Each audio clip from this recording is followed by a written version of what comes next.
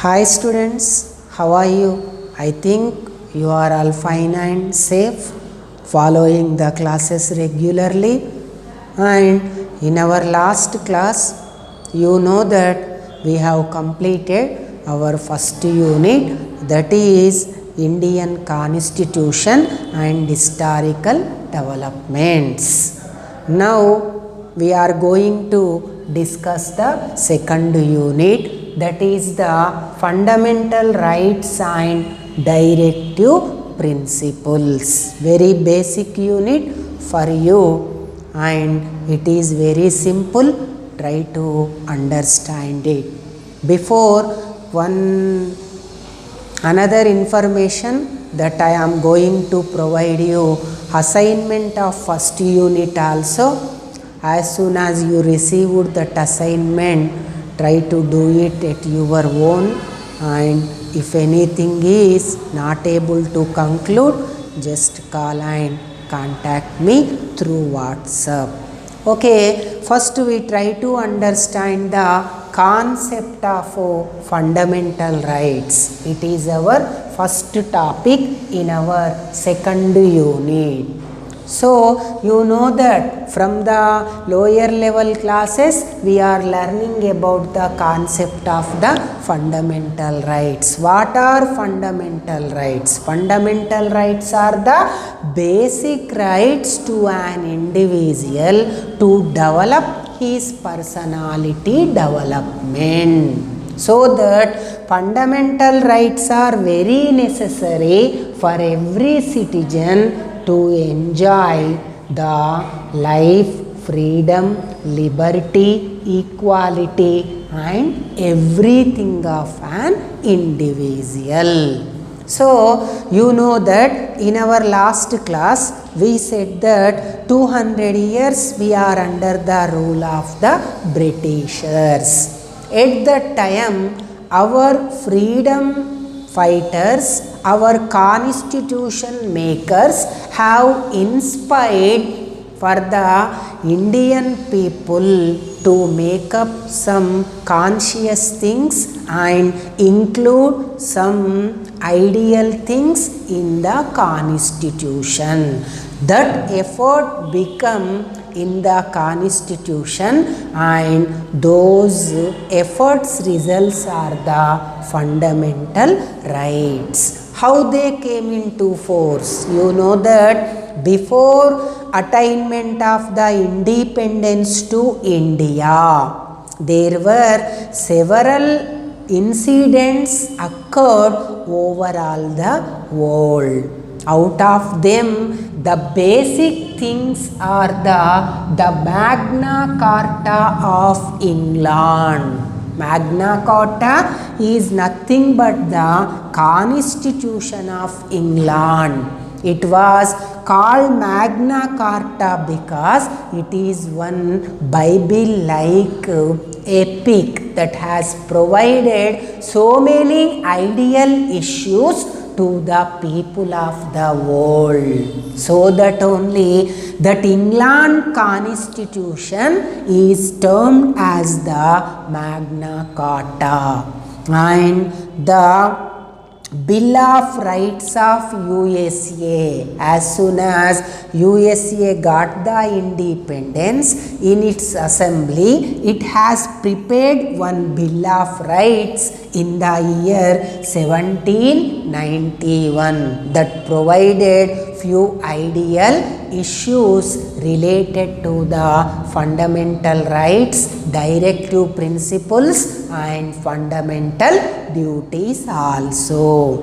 And French Declaration of Rights 1789. You know that French Revolution is one of the basic revolution that has provided freedoms to the people through enlarging the concepts of the liberty, equality, justice, like these issues. And at last but very important one, United Nations Human Rights Declaration. This came into force since 1948. At that time, India was also a member of the United Nations. In this way, these are the basic inspiration vehicles for the makers of the Constitution of India, for the fathers of the Constitution of India, and from these items they grabbed these ideal issues like that of the fundamental rights. These are the inspirations. By seeing all these issues, our constitutional makers, national leaders fought for the freedom for our country with inclusion of these fundamental rights for the people of Indians. So, as you know that in our last class we discussed that Constitution Assembly was formed. It has prepared the Constitution for the people of India, and that Constitution Assembly nearly constituted 22 committees for the drafting of the Constitution. Out of the 22 committees, the Fundamental Rights Subcommittee is one of the important committee that is chaired under the J.B. Kripalani. This committee's main aim is to enumerate, to give the fundamental rights which are suitable to the citizen of India and our national circumstances. So, this fundamental rights subcommittee has enumerated detailed fundamental rights and at the same time discussed after they were inserted in our constitution after enacting of our constitution for our country. In the same lines, during 1920 year, the then our Jawaharlal Nehru has been prepared a report also to provide some instructions to the Britishers for the inclusion of the fundamental rights during that period. That report is also one of the important basic article. It was one of the source for the fundamental rights of our citizens. And Commonwealth of India, this is one of the Annie Besant's magazine. This is also one of the basic magazine which given the sources for insertion of the fundamental rights in our country. With all these efforts, with all these sources, our fundamental rights are inserted in our constitution from the articles 12 to 35. From articles 12 to 35 under the third part of our constitution. Third part of our constitution. So, these are the basic things of fundamental rights. We try to understand one by one thing. First thing is what are the features of the fundamental rights? What are characteristic features? The first one is fundamental rights are justifiable.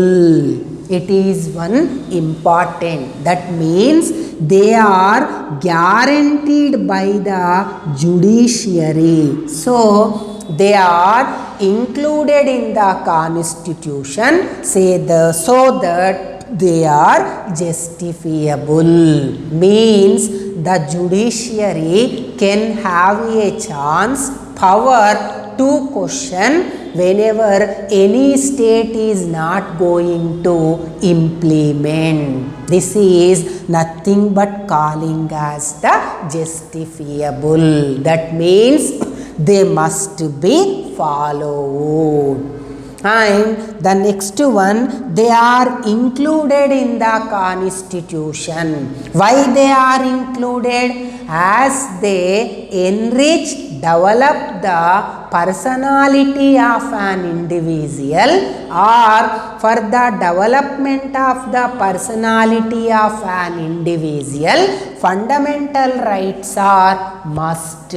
So that only they are included in the constitution, they are guaranteed by the constitution. And the next important one, they are available to all citizens. That means there is no question of partiality, no question of discrimination. Whatever the race he may be, whatever the caste he may be, whatever the religion he may be, wherever he live, whatever the region he may belongs, there is no question of discrimination. All can be utilized, for all fundamental rights are available without any discrimination. And the next important aspect, even though they are justifiable in nature, they are guaranteed by the constitution, but they are not absolute. Important. Absolute means unlimited. Avi unlimited, they are not unlimited. They can be restricted by the government whenever it so happen. So that they are not absolute, they are not unlimited. For the sake of the society, for the prosperity of the country, the state can put some restrictions on the availability of the fundamental rights of a citizen. These are the basic features of the fundamental rights. And how many fundamental rights are there? How they are classified? It is our next subject topic.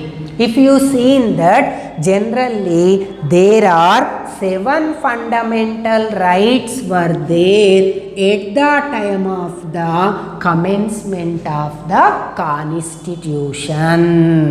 But afterwards, during the year 1978, by 44th Amendment Act, the right to property was deleted from the chapter of the fundamental rights, and that become the legal right under the Article 300A. So this right to property is now only a legal right, not a fundamental right. So after deletion of one fundamental right, now we are having only 6 fundamental rights for our enjoyment. So as I told you, they are under the third part from the Article 12 to 35. So here the first fundamental right is the right to equality. It is from the Article 14 to 18. Next one, right to freedom. This is the article from 19 to 22. And the third one, right against exploitation. This explained described under the article 23 and 24. And right to freedom of religion. This is from articles 25 to 28. And the next fifth one is cultural and educational rights.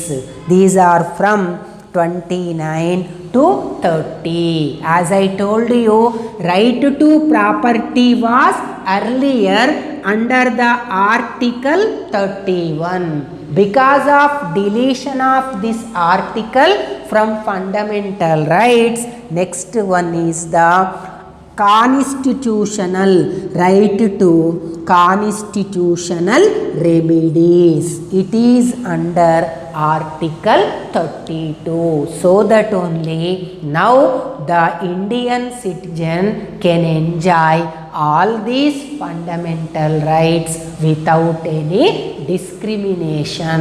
But the state can have a chance to impose the enjoyment of the fundamental rights of an individual whenever there such occasions are going to be occurred. These are the basic fundamental rights of the citizen. In our tomorrow's class, we are going to discuss in detail regarding every right. You may have a doubt, sir, you told that fundamental rights are from 12 to 35, but we started here article 14. What about the articles 12 and 13? Okay, if this doubt is going to arise in your mind, you are an intelligent. I say that article 12 is going to describe the definition of the state, and article 13 is going to describe about the laws made by the state. That is one of the depth issues. These things you are going to learn in your upper classes. Up to this limit extent, we will stop our discussion today. In tomorrow's class, I am going to explain you every article clearly. Tomorrow we start from right to equality. Thank you.